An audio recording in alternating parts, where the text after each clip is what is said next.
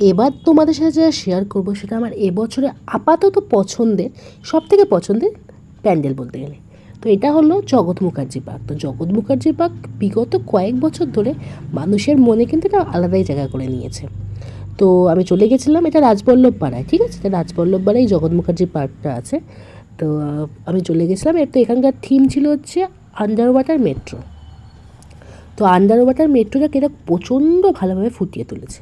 তো যেমন করে মেট্রো যেরকম হয়, তো মেট্রো মানে ওখানে যে আমরা প্যান্ডেলে ঢুকে একটা মেট্রোর যে ফিল সেটাও কিন্তু পাচ্ছিলাম। মানে মেট্রো চললে যেমন ফিল হয় যে কাঁপছে, মানে যেরকম যে চলে মেট্রো চললে যেমন ফিল হয়, ওরা কিন্তু সেটাকে পুরোপুরি তুলে ধরেছে।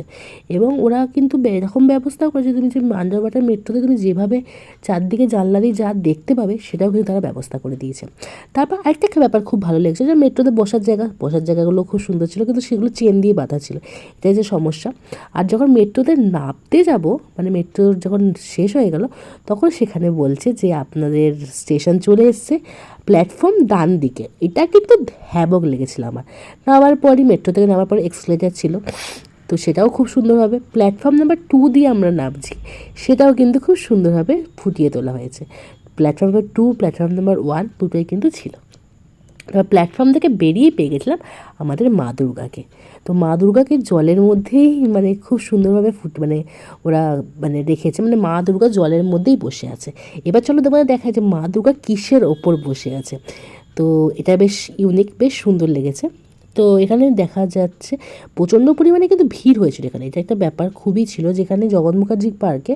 এটা বলা যেতে পারে ফুললি ম্যানমেড ভিড়, মানে যদি জায়গাটাকে ঠিকঠাক মতো করা যেত তাহলে বেশ অনেকটাই ভিড় কন্ট্রোল করা যেত, কিন্তু এরা অনেকটা করে ভিড় বাড়ানোর চেষ্টা করেছে। যাই হোক, এবার চলো মেন চলে আসাটা হচ্ছে ঠাকুরের দিকে। তো ঠাকুরটা দেখতেই পাচ্ছ কোনো অস্ত্র কিন্তু নেই, প্রত্যেকটা হাতে কিন্তু রয়েছে পদ্ম ফুল।